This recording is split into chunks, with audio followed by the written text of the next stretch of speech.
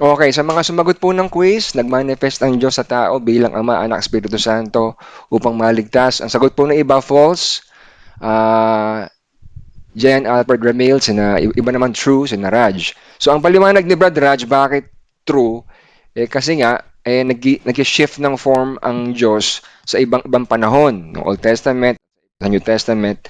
So ang sagot niya ay true. Yung iba naman, hindi pa sure, sina Brad Ramil. Si Miriam, ginamit niyang talata sa Isaiah 45 na ako lamang ika ang Diyos. Okay, thank you po sa mga sagot nyo. Ang paksa po natin ay ito. Yan, kung bakit hindi nag-manifest ang Diyos bilang anak, Espiritu Santo at Ama ayon sa Biblia. Yan po kasi yung caricature or explanation ng karamihang naniniwala sa Trinitarian doctrine na ang Diyos Ika ay parang tubig. Babago, nagiging ice cube, pwede maging glass of water, pwede maging steam. So nagbabago ng anyo, pero water pa rin. So iisang Diyos. Sa umpisa para pong tama ito eh. Sa umpisa. Pero kung lalaliman niyo po yung understanding, lumalabas yung water, nagbabago ng anyo. Yan. Laliman po natin, no? Yan pong manifestation na paiba-iba, may pinagmulan pong idea yan.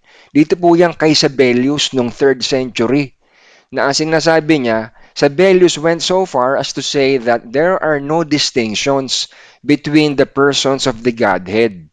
The one God manifests himself at different times and for different purposes in three different modes or aspect.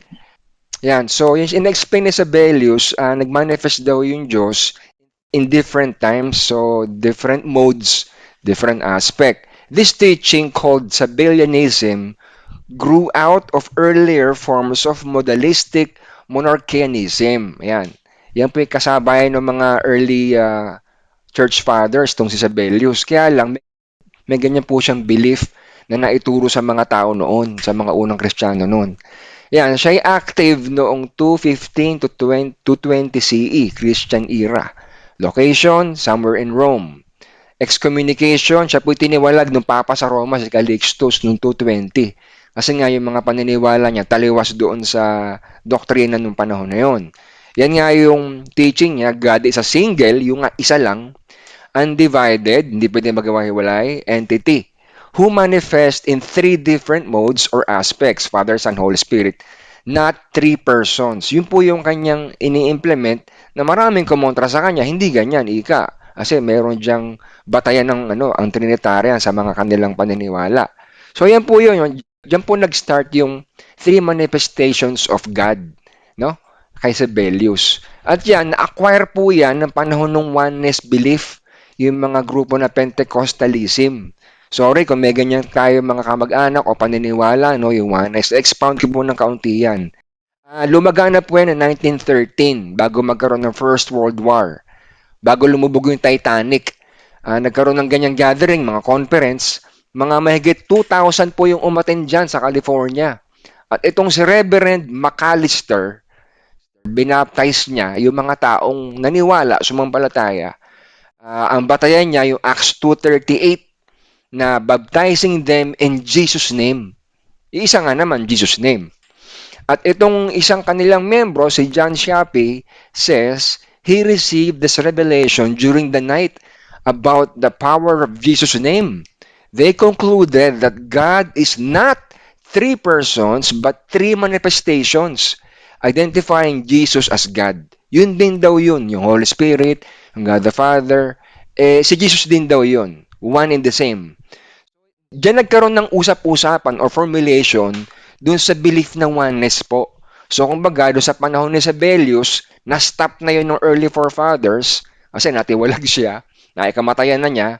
Pero nung pumasok uli noong 1913, guys, pumasok uli yung ganong idea, na-repeat. Hanggang sa lumalaga na po yung belief na yan, Pentecostalism, kasi nga, praise and worship masaya lagi yan eh. So yung mga taong naniniwala before ng Trinity, kasi Trinitarian po ng mga panahon yan eh.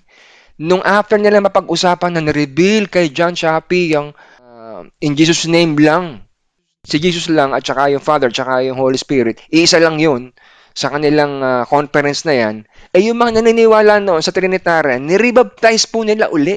parang lumalabas po, uy, tinanggap niyo yung bautismo na Father, Son, Holy Spirit. Mali yan. Kailangan mabaptize kayo in Jesus' name lang. Ay, ayun yung mga tao noong 1913. Na-rebaptize po sila uli. Dahil doon sa ganong idea, ganong doktrina, na dapat, Jesus' name lang, ika. Ayun. Tindi, no? So, pila-pila yung mga tao dyan, nagpabautismo uli. So, they began preaching one God, Jesus only, and not three persons in one God. No? Next. At ang nag-acquire na po niyan, lumaganap na po, yan na po yung United Pentecostal Church International UPCI, the largest oneness Pentecostal organization. And yung kanilang logo, sumunod dyan yung Pentecostal Assemblies of the World, yung PO. One of the oldest oneness organization. So, pansinin nyo yung mga terminology ng church na pag ginagamit yung word na Pentecostal, yun po yung belief nila, oneness. Next, yung po yung Church of the Lord Jesus Christ of the Apostolic Faith, founded by Bishop S.C. Johnson.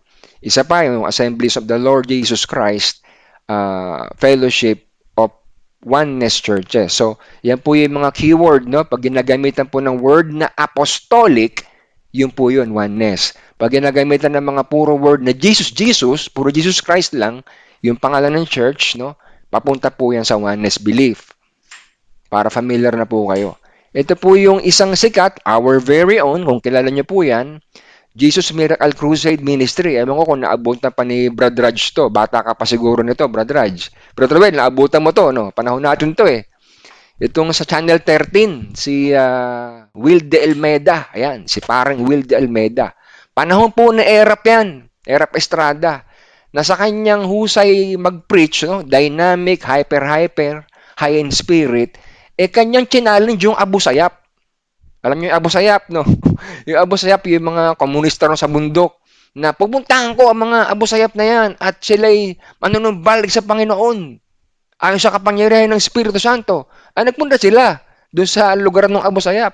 Sila'y nakidnap. Yan ang nangyaring Kenkoy dyan. Sila yung kinidnap, 3 buwan ho. Silang hindi makalaya dyan. So, nag-worry yung mga nasa Maynila. Paano ika to? Papatayin to na Will de Almeida. So, naging Kenkoy po yung kanyang ministry na na hindi nangyari yung gusto niya mangyari, na sumuko in Jesus' name yung mga Abu Sayyaf. At nakatandaan na nga po niya yan, at siya nagkasakit na, at ayun, maliit yung picture na nakita ko guys na kinokongratulate o kinakamusta ni Kiboloy itong si Will de Almeida kasi Pentecostal din si Kiboloy guys Pentecostal din yan, di ba? Ang pangalan nila, The Kingdom of Jesus Christ. Yun. So, may pagka-oneness din si Kiboloy. Pero iba, no? Iba yung pagka-oneness ni Kiboloy. Hanggang sa nakamatay na po nung pang 2024, namatay na po si Will de Almeida. Siya yung mahilig magmilagro. Sila rin po yung mahilig mag-speaking in tongues. Yung halala, shalalabala, shalalabala. Puro ganon. Speaking in tongues. At yan nga po yung common sa Pentecostal belief. Next, ito po yung mga belief ng oneness. Yung God is not three persons. The Father, Son, and Holy Spirit are not distinct. Hindi raw distinct yan.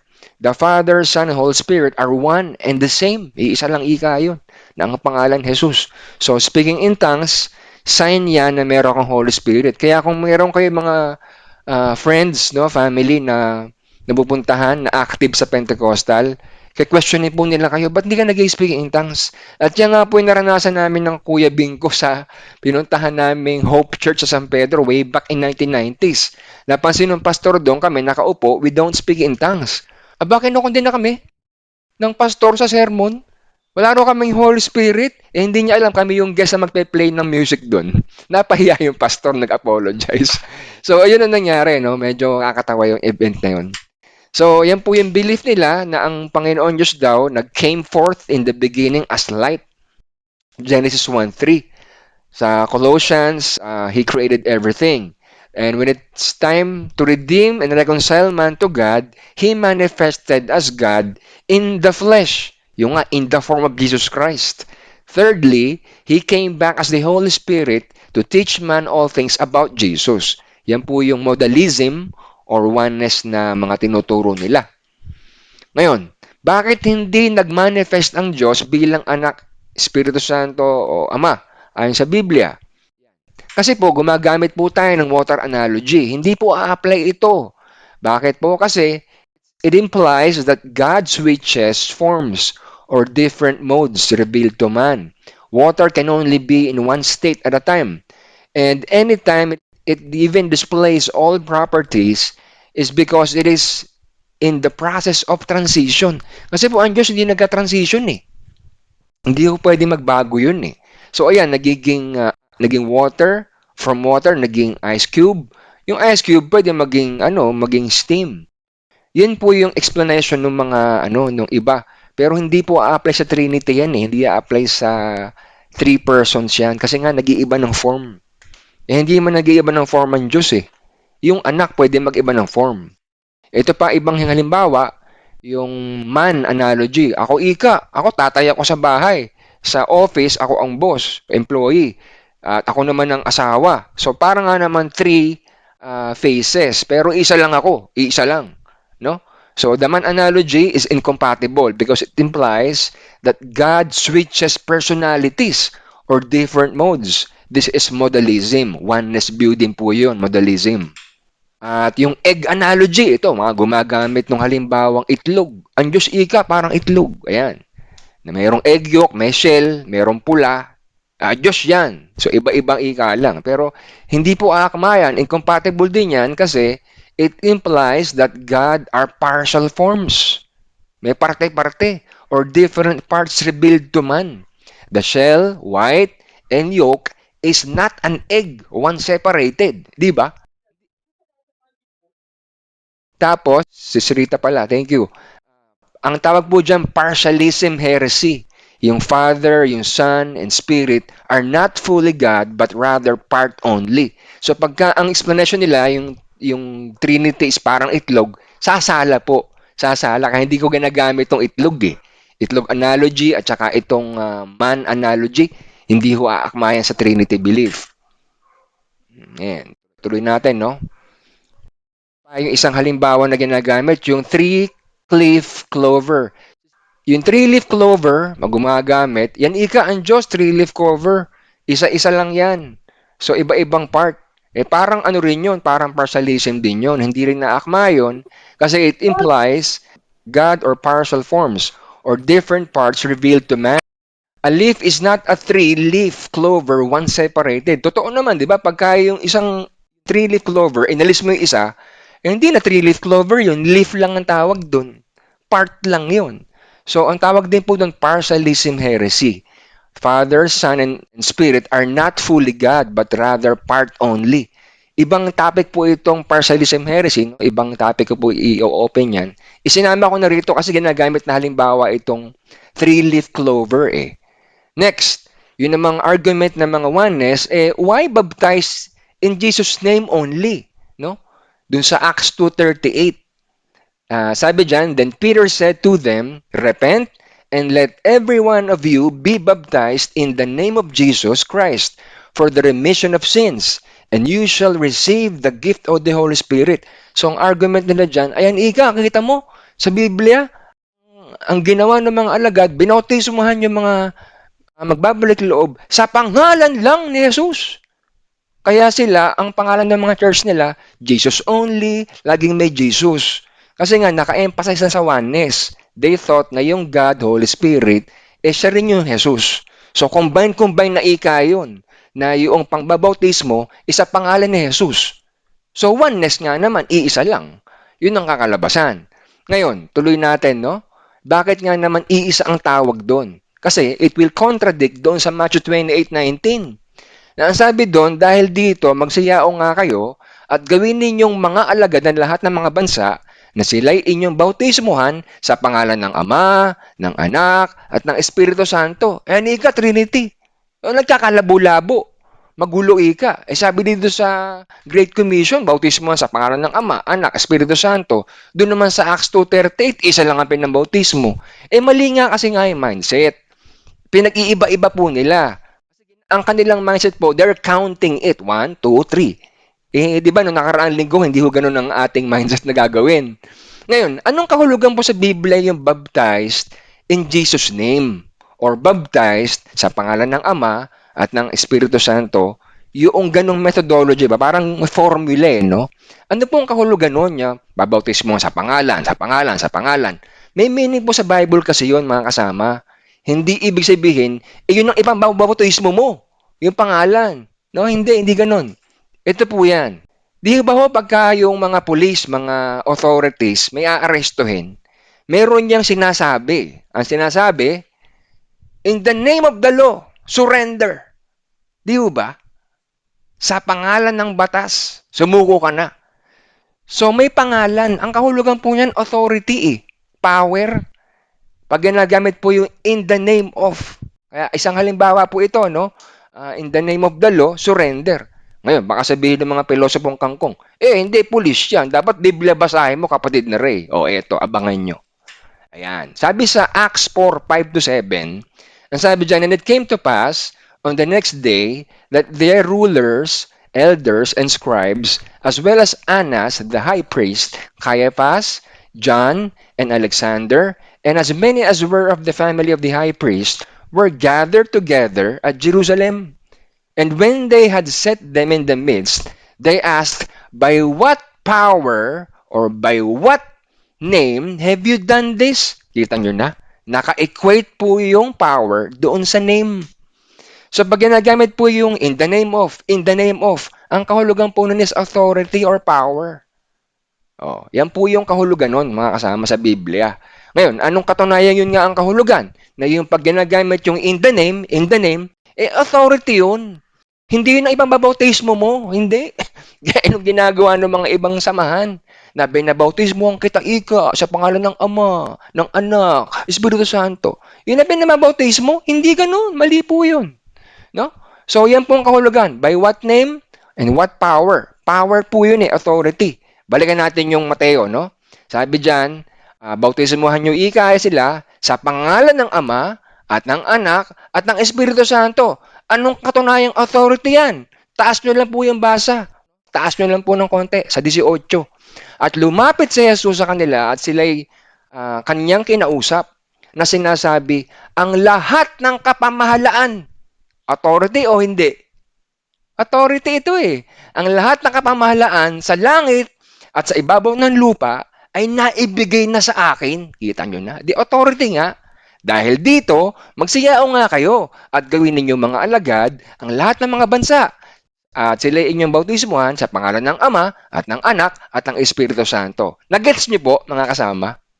Sana nagets nyo, no? Na ang kahulugan po nung in the name of is authority, power. Yun po ang kahulugan.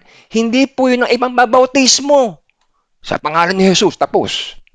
Mali. Maling thinking, wrong mindset. Ngayon, sa pagkapatuloy natin, sa Luke 24, kadiwa ng Matthew 28 na Great Commission. Tingnan nyo ito, wala yung Espiritu Santo, wala yung Ama. Sabi dyan, at sinabi niya sa kanila, ganyan ang pagkasulat na kinakailangang maghirap ang Kristo at magbangong muli sa mga patay sa ikatlong araw. At ipangaral sa kanyang pangalan, isa lang ito, ipangaral sa kanyang pangalan ang pagsisisi at pagpapatawad ng mga kasalanan sa lahat ng mga bansa, magbuhat sa Jerusalem. Ba't dito wala yung Father, wala yung Holy Spirit? Kasi nga, iisa lang naman yun sa authority ng Ama, sa authority ng Holy Spirit, sa authority ng Anak. Ganun po yun. Iisa lang po ang kahulugan nun, authority. Authority ng Diyos. Na hindi ipambautismo mo yung pangalan. So, sana ma-gets nyo po. Kung may tanong kayo, matanong nyo pa mamaya sa Q&A. Ngayon, meron ba tayong katunayan na ang binabautismoan, hindi ginagamit yung pangalan? Basahin nyo po. Acts 8:35-38, mahaba-haba. At binuka ni Felipe ang kanyang bibig at pagpapasimula sa kasulatang ito ay ipinangaral sa kanya si Jesus. At sa pagpapatuloy sa daan, ay nagsidating sila sa dakong may tubig. At sinabi ng bating, narito ang tubig. Ano ang nakakahadlang upang ako'y mabautismuhan? Na-convince na yung eunuch, yung bating Gusto niya magpabautismo na. At sinabi ni Felipe, kung nananampalataya ka ng buong puso, ay mangyayari. At sumagot siya at sinabi, sumasampalataya ako na si Jesucristo ay anak ng Diyos. At ipinag-utos niyang itigil ang karo at sila'y kapwa lumusong sa tubig, si Felipe at ang bating. at kanyang binautismuhan siya. Tanong, ano pinabautismo? Pangalan ni Jesus? Pangalan ng Ama, Anak, Espiritu Santo? Wala naman nakasulat eh. Ibig sabihin, hindi po yun ang pinabautismo. Sana makuha niyo po, no? Hindi ho ganun ka-stricto yun. Na, paano ito? Wala itong pangalan. Binautismohan siya. Ni Felipe, yung bating. Kristiyano na. Sumasampalataya eh. Pero hindi pinabautismo, pangalan ng Ama, ng Anak, Espiritu Santo. Hindi, mali nga po yun. Kasi nga, authority yun, authority. Okay? Next. Ano kamalian kung oneness ang aral na panghahawakan? Dito po tayo sa direktang tanong. May kamalian ba? Ito po. Kasi baka sabihin, kanya-kanya ikang paniniwala yan, Brad Ray. Sa'yo na yan, amin na to. Hindi ganun. Dapat tayo sumasampalataya doon sa 2 Timoteo 3:15 na ang sabi, ang scriptures, all scriptures inspired by God, useful for correction, rebuking, di ba? So ginagamit natin yung pag-aaral ng Biblia para tayo makorek din. Yung nga sabi ko kina Sis Jen, kina Brother Well, no? Marami rin akong paniniwala dati. 30 years ago, akala ko tama eh. Nung ginamit ko yung Biblia, review, dahil sa dami ko nakakausap na mga atheist, agnostic, may mga mali pala akong paniniwala. So, binago po natin yon. Kaya meron po tayong ganitong pag-aaral para maayos po natin, ma-filter po natin yung mga doktrinang may hindi ho gaanong solid foundation sa Biblia. Isa na nga po itong oneness. No? Ano kamalian kung oneness ang aral na panghahawakan na yung anak, yung Espiritu Santo, yung Ama, siya rin yun, sama-sama, isa lang. Hindi pwede mag-iwalay. Ano kamalian? Ito po. Sabi sa unang Juan 2:21-22, hindi ko kayo sinulatan ng dahil sa hindi ninyo nalalaman ng katotohanan, kundi dahil sa inyong nalalaman, at sapagkat alinmang kasinungalingan ay hindi sa katotohanan. Sino ang sinungaling kundi ang tumatanggi? Ito na, ang tumatanggi na si Jesus ay siyang Kristo, isa yun. Ito ang Antikristo. Sa mga tuwid ay ang tumatanggi sa Ama at sa Anak. Ilan po ang pinapakilala ni Juan na identity? Dalawa ho eh. Pagka pala tinatanggihan mo na merong Ama, merong Anak na magkaiba, separate identity, Antikristo ka. Alam niyo po mga kasama, buong Biblia po, nakapaloob po ang logic. Pag sinabing logic, nandiyan po yung law of close middle, law of identity, law of non-contradiction. Yan pong logic, nakapaloob po sa Biblia yan eh. Bilang katotohanan. Ngayon, alisin mo ang logic sa Biblia, ito ang mangyayari, sala-salang aral. Mali-maling aral, walang logic.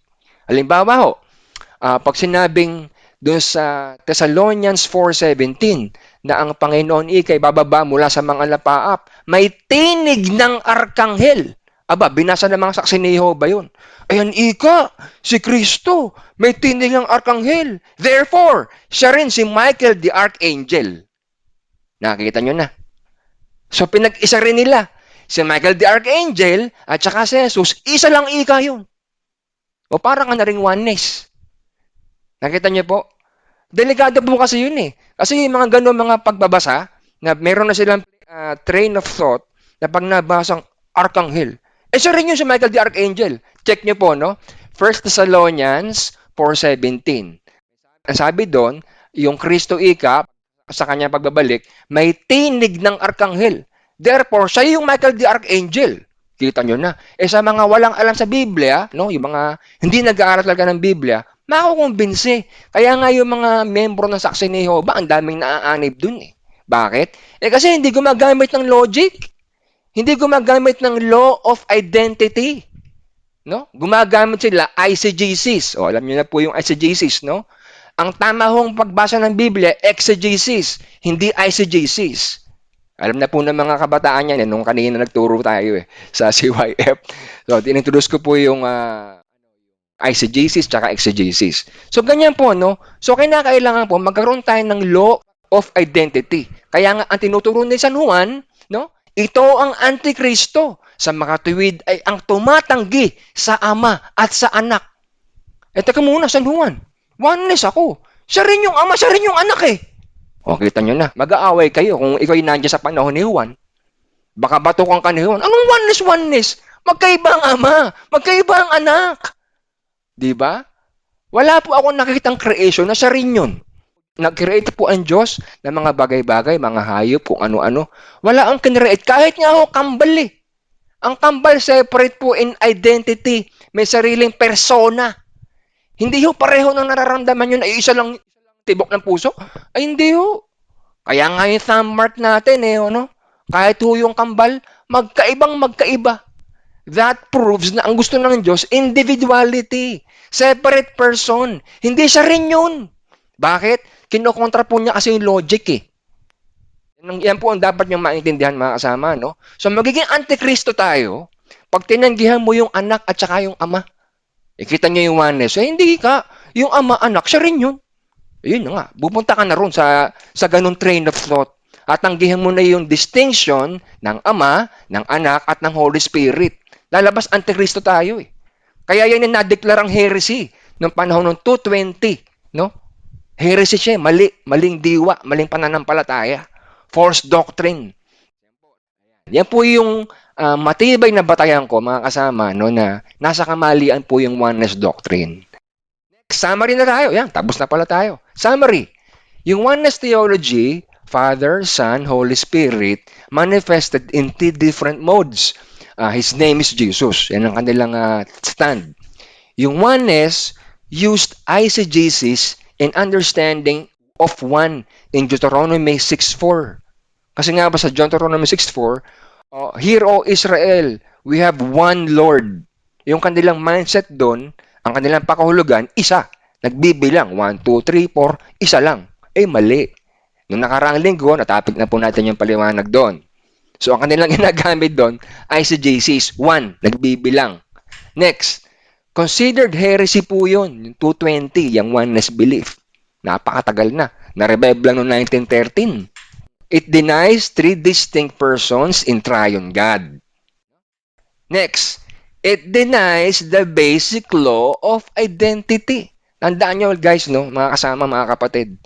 Ang isang maling samahan o kulto o false prophets, yan po ay tagtad ng illogical explanation.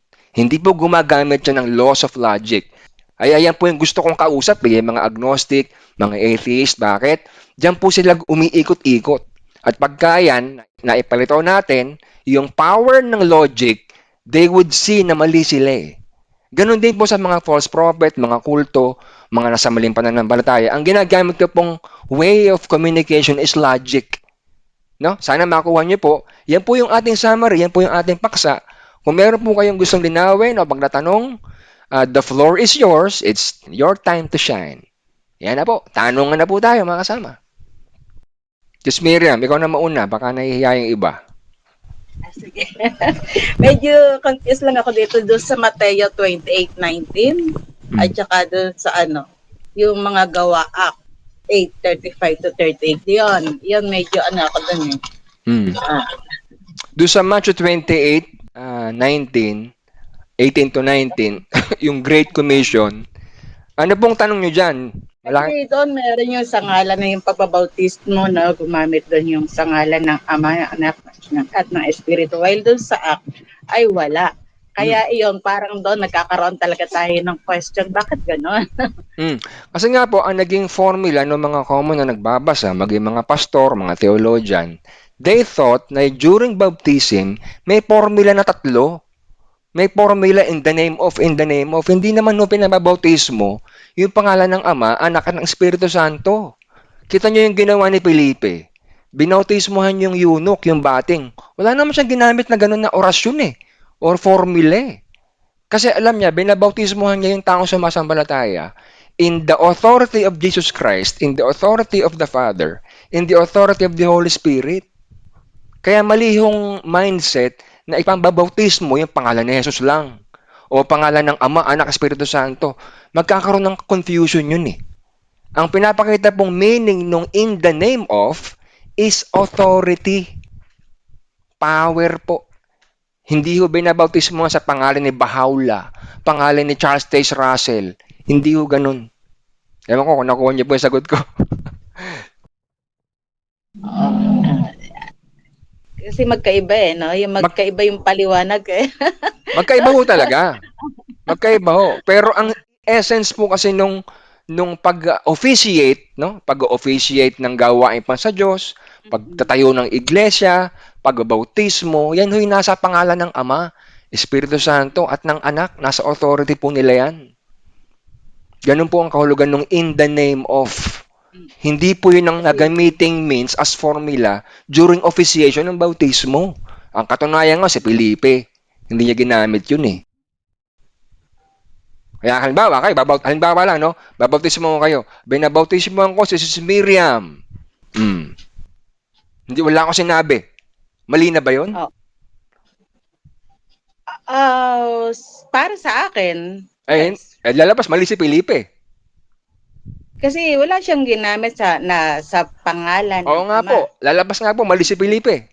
Paano yun? Oo. Paano kaya yun? Kaya ang pagkano natin? Kaya hindi ho pwede magkamali si Felipe. Bakit po? Alam niyo po ginagawa niya eh. Na binabautismohan niya yung sumasampalataya sa pangalan ng Ama, Anak at ng Espiritu Santo.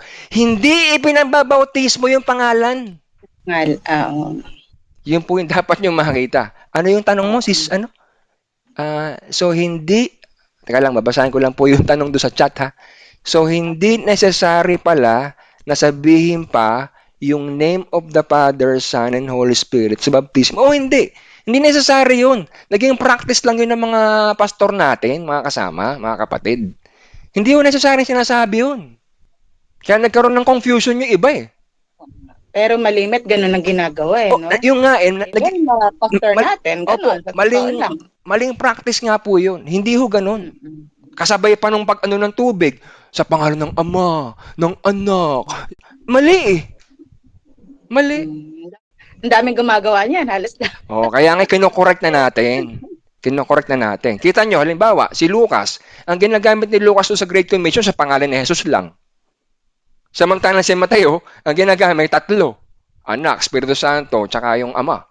O magkalaban si Lucas tsaka si Mateo sa Great Commission? Kita nyo na. Kasi nga, hindi yung pinabautismo. Hindi. Naging practice lang natin. Yun. So, dapat talagang ikinokorek, no? Opo.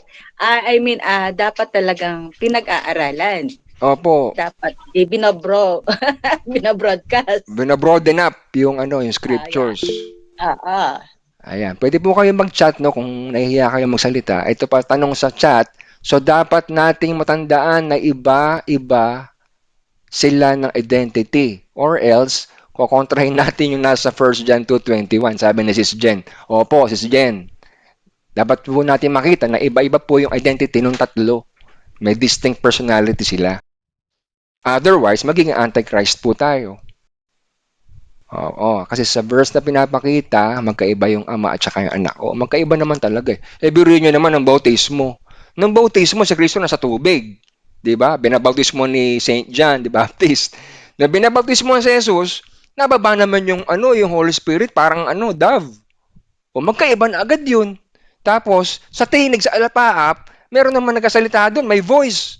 Ito ang sinisinta kong anak. So, ilan yung personahe doon? 5? 3? Magkakahiwalay ho yun eh. Di ba? Kaya ang tawag dyan, Trinity. Pero ako, hindi po ako lubos na naniniwala sa Trinity, no? Another term lang po yan na inimbento ng mga theologian. May proper tawag po dyan. Pero hindi po ako lubos na naniniwala doon sa word na Trinity. It implies lang po na 3 distinct person, which is correct. Pero yung totality ng doctrine ng Trinity, hindi po ganun eh. Hindi po biblical yun eh. Sige po, si Rita, baka may gusto kang i-share. Question. Hindi ba ako magtatanong? Pinag-aaralan ko yung topic niya. Nalate pa din ako eh. Sige. Si Brad Ramil, baka may gusto kang clarify, Brad Ramil. Medyo confused. Ano sabi mo sa chat? Medyo confused ako sa oneness of God. Kasi ang daming Bible verse na highlighting sa oneness. Wala. Walang mababasang ganon, Brad Ramil. Brother Ray, paano yung tanong ko lamang, yung di ba pag nananalangin, malimit, ah, yung sa huli sinasabi ay sa pangalan ng Ama, ng Anak, ng Diyos Espiritu Layo, di ba ganon? So, Mm. ano kaya ang masasabi mo? Tama ba yun? Kasi dito sa pagbabautismo, halos hindi dapat ginagamit yun. Paano kayo sa panalangin? Yung pong sa Ginagamit yun, di ba? yung pong sa panalangin, Sis Miriam, yun po yung nakapattern doon sa benediction ni Saint Paul sa mga sulat niya. Finormulate lang po ng mga theologian, yun na yun ang gamitin. Wala naman akong problema doon. Kung sa prayer or benediction, okay naman po yun kasi nasa scriptures yun, sa bawat sulat ni Pablo, Ama, Anak, Espiritu Santo, wala akong problema doon. Ang problema lang po yung ginawa ng karamihan na nag-o-officiate ng baptism. So, yung kay Brother Emil, ano yung Brother Emil na sabi mo? Naku-confuse ka sa oneness? Wala naman silang batayan eh. Brother Emil, sa oneness, wala. Wala silang batayan na yung Father, yung Spirit, yung Anak, iisa in one component. Yun po. Si Ismailin, baka may gusto kong i-share or tanong. Ismailin, andiyan ka pa ba? Ayan, andiyan nga. Medyo naguluhan lang ako dun sa sa pagbabautismo kasi anong gagamitin natin pag nagbautismo? Di yung sinabi ni Jesus, pwede nga hong wala eh. Binabautismo kita, oh. Tapos, pwede na nga wala eh. Gaya ng ginawa ni Felipe. Since nga naging tradisyon na nga natin yun, na ginagamit yung pangalan ng Ama, Espiritu Santo, wala tayong magawa. Naging gano'n na yung practice eh. Kaya pag gaya ng ginagawa ng Basta gano'n na lang na binabautismo kita. Binabautismo kita bilang sa akin po ito, binabautismo kita na bilang sumasampalataya, ayan, gano'n. Ina-accept mo ang Panginoon, ganyan-ganyan. Pwedeng walang sinabi eh. Kasi nagkaroon ng confusion doon sa sinasabi, doon sa Acts 2:38. Kasi ang ginagamit ni Peter, magkabautismo ako sa pangalan ni Jesus. Direksyon yun eh. Direksyon, authority. Authority ng officiation ng pagkasagawa ng baptism. Doon ka magkabautismo sa pangalan ni Jesus, hindi sa pangalan ni Saksi ni Jehovah o Bahaula. Hindi, dapat sa authority ni Jesus. Si John the Baptist, tama, Brother Well, thank you for bringing that up. Si John the Baptist ba, may ginagamit, binabautismo kita sa pangalan ng Ama. Wala naman ah. Ito bro, yung nasa Deuteronomy, sabi ni Brad Ramil, Deuteronomy, favorite nila to eh, Deuteronomy 6:4. Hear, O Israel, the Lord our God, the Lord is one. Di ba in-explain na po natin yan last Sunday? Na yung ginagamit dyan na Lord is one, hindi bilang. Kasi ang Hebrew word po ng one dyan is ekad. Ang ibig sabihin po ng ekad is unique. Unique in what sense? Doon sa chapter 5 ng Deuteronomy, in-explain po din ni Moises na mayroong mga Diyos-Diyosan na kinikilala itong mga Israel na ang wangis ay makalupa. Samantalang yung pagka-Diyos ng Diyos na iisa, yung wangis niya hindi nakabase sa makalupa. Nakabase yung wangis niya sa anak niya. Kaya unique siya, one. Hindi yung nagbibilang tayo. Doon nagkamali yung mga oneness, Ramil eh. Nagbibilang sila pag one. Na sinabi, one Lord. Ito, Brother Ramil, no? Deuteronomy 6:4 yan, di ba? Ayon sa chat. Na, Hear, O Israel, the Lord our God, the Lord is one. Paano naman yung nasa gawa? 2. Basahin natin. Sundan yung mga kasama, no? Gawa 2:36, Brother Ramil. Paano to? Sabi sa Gawa 2:36, pakatalastasin nga ng buong angkan ni Israel. O, Israel din ang kausap dito. Na na ginawa ng Diyos na Panginoon at Kristo. Itong si Jesus. Ilan na yung Panginoon ngayon?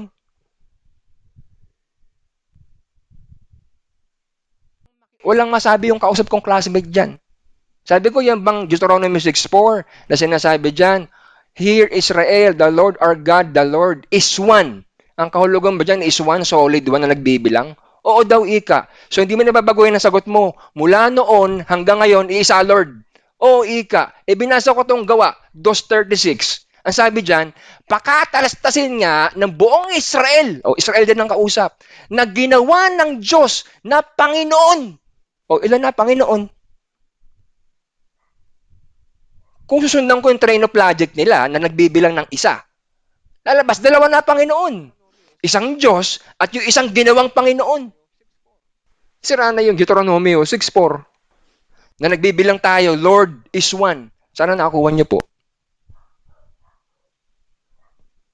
Hindi po kasi nagbibilang dun sa Deuteronomy 6:4, pag binasa niyo yung one Lord, ang mindset nagbibilang tayo, hindi ho ganun.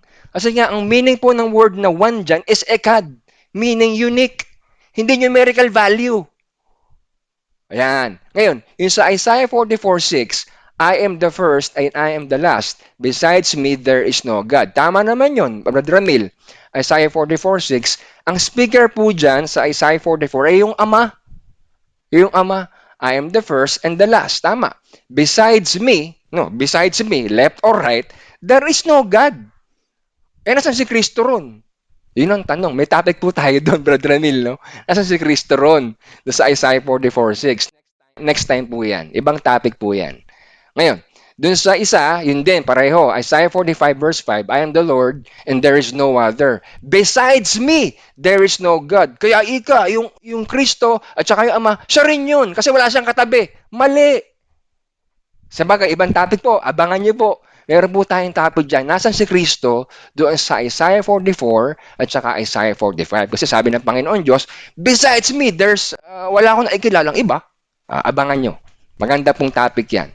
Sige po, meron pa kayong pahabol? Talagang misteryoso itong topic na ito, itong Trinity, no? Oneness. Misteryoso. Oo nga. Alam mo, Kuya Ray, makulit din ako minsan no? Sorry lang Kasi nga dito nga doon sa Mateo, ano ba ito? Wait. Mateo 28:19, sabi nga doon, kaya humayo kayo at gawin ninyong alagad ko ang lahat ng bansa, bautismo ninyo sila sa ngalan ng Ama at ng Anak at ng Espiritu Santo. So, siguro, hindi yan nakalagay, no? Kaya maaaring inang ginagamit ng mga nagbabautismo. Yan, verse na yon. Kasi, pero iyon ay kailangan pang palalimin. Ibig sabihin, ipaliwanag pa ng malalim kung bakit nagamit ang sa ngalan ng Ama, ng Anak at ng Espiritu. Siguro, yun lang. Apo, nagkamali po ang karamihan theologian dyan. Ang una-una po dyan, Katoliko. Sila po nag-officiate ng ganyan Hindi naman sinasabi sa Mateo 28 na ipambautismo nyo. Hindi naman sinabing ganun Ang pinapakita yung direksyon ng power. Ang direksyon ng pag-officiate ng bautismo, mga galing yung authority sa pangalan ng Ama, sa pangalan ng Anak, pangalan ng Holy Spirit. Wala nang iba. Doon mga galing yung officiation ng bautismo, yung paglilingkod sa Diyos ng mga bagong maglilingkod. Ganon. Sa ngalan. Kaya nga singular sa ngalan, in authority. Hindi sinabing, inyong ipambautismo ang pangalan ng Ama, Anak, Espiritu Santo. Hindi naman yan ang sinabi. Kaya nga si Felipe, hindi ginawa yun Isipin niyo po yung ginawa ni Felipe. Hindi niya ginamit yun sa pangalan ng Ama. Pag nakita ni Pedro yun, Hoy, Felipe, ba't di mo sinabi sa pangalan ni Jesus? Tapos sabi naman ni Mateo, Felipe, mali ka. Ba't di mo sinabi sa pangalan ng Ama, Anak, Espiritu Santo? Ganun ba mangyayari doon? Hindi. Nagkakaunawaan po sila mga alagad na gagamiting bautismo sa authority ng Ama, sa authority ng Anak, sa authority ng Holy Spirit. Hindi ibang bautismo yung mga pangalan. Amen po? Yeah. Yes, got it. Amen po. Sige po. Meron pa kayong gusto linawin? Natatawa ako sa topic na to. Mahiwaga Sabi ko, wala nang part 2 to. Nagkaroon tuloy ng part 2. Meron nga. Mahaba pa yan. Sige pa ho. Baka may gusto pa mag-comment or habol. Got 2 minutes left. Sino pang nandyan? Si Sis Joanna, may gusto kang clarify or question? Hi. So, pwede mo masabi na, ilan yung Diyos nyo? Isa lang. Pero sa 3 persona, pwede ba yun? Yup, correct po yun. Correct po yun. Isa lang po ang Diyos. Yung numerical value, isa lang ho. Isang katerbahong one God na nasa Bible. Pero distinct form po, distinct persona eh. Di ba? Sabi ng ganun, sinusugo ng Ama, yung Holy Spirit. Sinusugo ng Ama, yung anak. Never mangyayari na sinusugo ng anak yung Ama. Ama, susugo kita sa ganon. O yung Holy Spirit, Ama, susugo kita sa ganon. Never mangyayari yun. Kasi may hierarchy po yung yung pagka-Diyos. Ang boss yung Ama. Susunod lang yung Holy Spirit. Susunod yung anak. So, three distinct persons po yun. Pero isa sila in unity sa paggawa. That makes them unique one eh. One God eh. Hindi ko po ma-express sarili yung talagang naintindihan ko, no? Hindi ko ma-express. Maaring nagkukulang po ako. Pero yun po ang paliwanag dun eh, mga kasama. Hindi ho pwede mag-iba-iba yun na magkakaibang Diyos. Hindi, iisa lang ho yun. Diba? Sabi sa Ephesians 4, we have one Spirit, one Lord, one God. Ganun po. Pinapakilala po ni Pablo, we have one Spirit, one Lord, one God. Yan. Sige po, baka meron kayong mga alam na verse pa na malabo sa inyo. Ibato nyo na po. We got few seconds left pala. Ngayon, baka tanong ng iba, bakit mo sinabi, Brad Ray, we got 1 minute. Yung sinabi ko kanina na ibig sabihin ng Diyos, di pwede magbago na anyo? Hindi. Limitation po ng Diyos yun. Na yung Diyos Ama, hindi pwede magbago-bago na anyo. Kahit nasabihin natin siya yung all-powerful, limitation po ng Diyos yun. Ibang topic po yan, no? Yung pagka-Diyos, yung power ng Diyos. Kasi sabi ng iba, omnipresent. Again guys, wala na tayong oras.